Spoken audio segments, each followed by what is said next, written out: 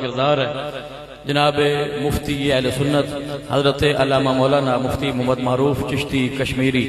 آپ تشریف لاتے ہیں اور اپنے مواعظ حسنہ سے ہم سب کو مستفیض فرماتے ہیں۔ میرے پاس وقت نہیں ہے ورنہ میں ان کی جو اس ادارے کے لیے کاوشیں ہیں، جو محبتیں ہیں، ان کو کھل کر بیان کرتا۔ ابھی انشاءاللہ یہ خطاب فرمائیں گے، خطاب کے بعد اذان ہوگی،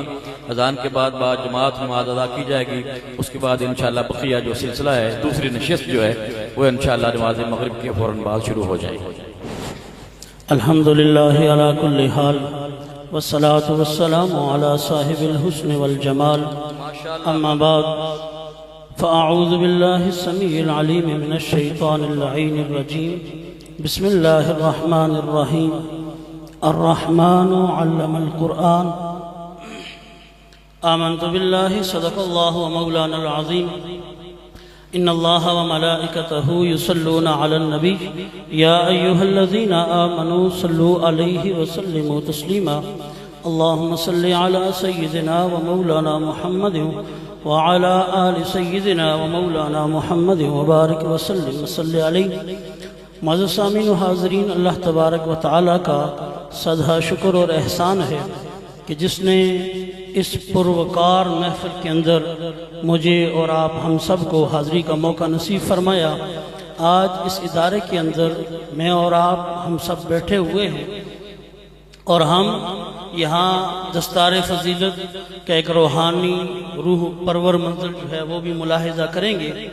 آج ان بچوں کو قرآن مجید کی تعلیم دینے کے بعد ان کے سروں پر دستار سجائی جانی ہے۔ یہ جو تعلیمی ادارے ہیں، تعلیم دنیاوی ہو یا دین کی ہو، تعلیم میں اصل جو چیز ہے وہ ایسی تعلیم ہے جو نفع دینے والی ہے۔ علم نافع جو ہے وہ ہمیشہ ہر شخص مانگتا ہے۔ جب بھی تعلیم کی ڈیفینیشن کی گئی، جب بھی ہر دور میں تعلیم کی ڈیفینیشن چینج ہوتی رہی، پر تین چیزیں ہمیشہ تعلیم کی ڈیفینیشن میں کامن رہی ہیں۔ تین چیزیں جب بھی کسی نے تعلیم کی تعریف کی تو تین چیزوں کو ہمیشہ سرفہرست رکھا۔ انگلش کے اندر اسے 3 C's کے نام سے جانا جاتا ہے کہ یاد رکھے، تعلیم ہمیشہ وہ کارگر ہوتی ہے جو آپ کے اسٹوڈنٹ کو کانفیڈنس دے۔ اگر آپ کا طالب علم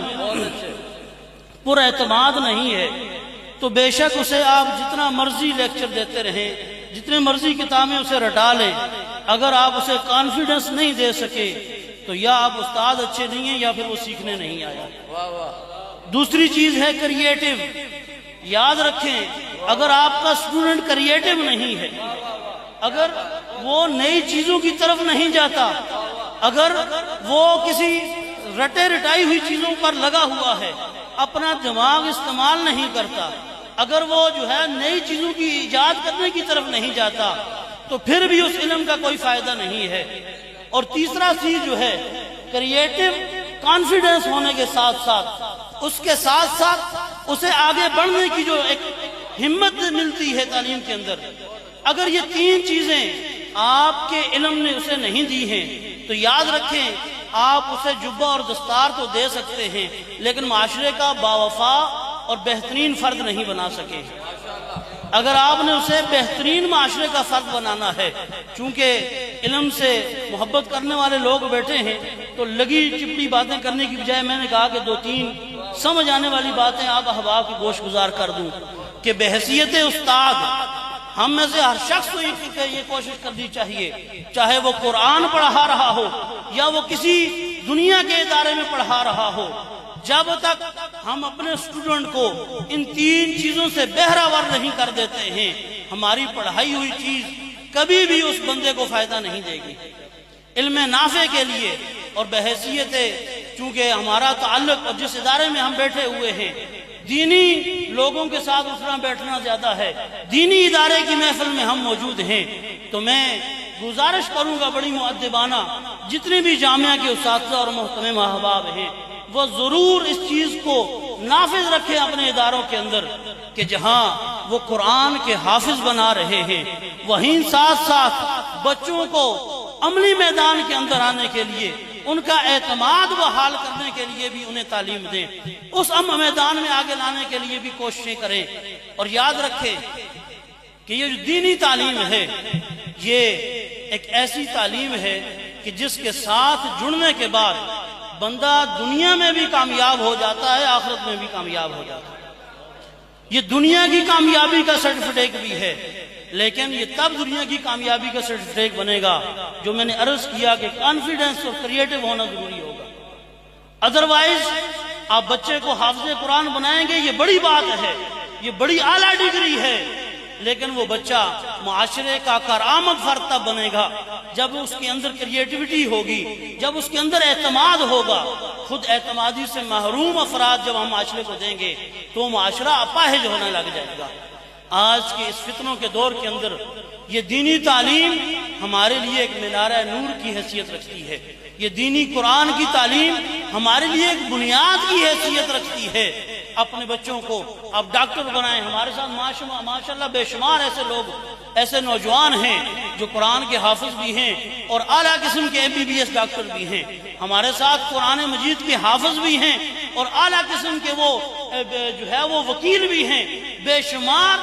کیٹیگریز کے اندر معاشرے کے اندر حفاظ کرام جا سکتے ہیں۔ لازمی نہیں کہ ہر حافظ قرآن نے مولوی ہی بننا ہے، لیکن یاد رکھیں مولوی بے شک نہ بنائیں، لیکن قرآن کے ساتھ ان کی محبت کو ضرور جگائیں۔ قرآن کے ساتھ ان کا لگاؤ مضبوط کرنے کے لیے یہ ادارے موجود ہیں کہ آپ اپنے بچے کو انجینئر بنانا چاہتے ہیں، ڈاکٹر بنانا چاہتے ہیں، وکیل بنانا چاہتے ہیں، کچھ بھی بنائیں، لیکن وہ بنانے سے پہلے ذرا اس تعلیمی ماحول کے اندر، اس دینی ماحول کے اندر بھی اسے رکھیں تاکہ بچے کو پتہ چلے کہ میں نے جب بڑے ہو جانا ہے تو والدین کی عزت کس طرح کرنا ہے۔ آپ سب لوگ اسی معاشرے کے ہیں، آپ ذرا تجزیہ کر کے دیکھ لیں، اور میں یہ بڑے دعوے کے ساتھ اور تجربے کی بنیاد پر یہ بات عرض کر رہا ہوں کہ جہاں 95% دنیا پڑے ہوئے لوگ بڑے ہونے کے بعد، اقتدار میں آنے کے بعد، با اختیار ہونے کے بعد اپنے ساتھ والوں کو اپنے سے نیچا اور کم درجے پر سمجھنے لگ جاتے ہیں، جن کی عزت کرنی چاہیے انہیں پاؤں کی جوتی کے برابر سمجھنے لگ جاتے ہیں۔ وہیں پر جو دین پڑے ہوئے طلباء ہیں جن کی بنیاد قرآن سے شروع ہوئی ہے، ان لوگوں کے موازنے میں یہ دین پڑے ہوئے لوگ خود بھی بلندی کی طرف جاتے ہیں اور اپنے ساتھ گرتے ہوئے کو بھی ساتھ لے کر جاتے ہیں۔ اس لیے میرے بھائیوں اور دوستو، آج کی یہ کانفرنس، اس کا یہ پیغام ہے کہ آپ بے شک دنیا کا بڑے سے بڑا علم لازمی طور پر اپنی اولاد کو سکھائیں، لیکن بنیاد اس کی قرآن بنائیں، اسے پہلے اس دینی ماحول میں لائیں، اسے قرآن پڑھنا آئے، جب اسے پڑھنا آئے گا وہ سوچے گا اس طرف، میں نے کہا نا کریٹو بنائیں، ذرا افلا تتفکرون کی تفسیر کی طرف آئیں، ذرا وہ سوچے کہ جو عربک کے 30 سپارے میں نے پڑھے ہیں انہی میں اللہ فرما کیا رہا ہے، ہمیں کہہ کیا رہا ہے، اس قرآن کا پیغام کیا ہے۔ جب یہاں سے وہ کریٹو ہو کر نکلے گا پھر آپ دیکھیے گا، پھر صرف ہم یورپ کی سائنس کی طرف نہیں جائیں گے، پھر ہم اپنے سائنسدان پیدا کریں گے۔ آج لوگ، یہ بڑا مشہور سوال ہے، ہر بندہ یہ سوال کرتا ہے کہ دیکھیں جی آج مسلمانوں میں سائنٹسٹ پیدا نہیں ہو رہے، بڑے بڑے فزیشین پیدا نہیں ہو رہے۔ میں کہتا ہوں بنیاد ہی ہم نے غلط رکھ دی۔ جب عمارت کی بنیاد غلط ہو جائے تو پھر جتنی مرضی اوپر بلڈنگ اونچی کر لی جائے، بنیاد کامل نہ ہو تو بلڈنگ کارآمد ہو سکتی نہیں ہے۔ بنیاد کو مضبوط کس طرح کیا جائے گا؟ بنیاد صرف اللہ کے کلام سے مضبوط ہوگی۔ کلام الہیہ کو سینے میں رکھنے کے بعد، پھر اس پر غور و فکر کرنے کے بعد جو زندگی جی جاتی ہے وہ اصل زندگی اور کامیابی کی زندگی ہے۔ اللہ تبارک و تعالی جملہ جو آج کے حفاظ کرام ہیں انہیں زندگی میں آنے والے جملہ امتحانات میں کامیابیاں عطا فرمائے۔ میں انہیں بھی مبارکباد پیش کرتا ہوں، ان کے اساتذہ بالخصوص استادی و استاد العلماء حضرت علامہ مولانا مفتی پروفیسر ڈاکٹر آفتاب احمد صابری صاحب زیدہ شرف ہو، اللہ تبارک و تعالیٰ ان کی عمر دراز فرمائے۔ میں جملہ ان کے معاونین کو اس برکت محفل پر اور اس کامیابی پر مبارکباد پیش کرتا ہوں۔ اللہ تبارک و تعالیٰ ہم سب کا حامی و ناصر ہو۔ وآخر دعوانا الحمدللہ۔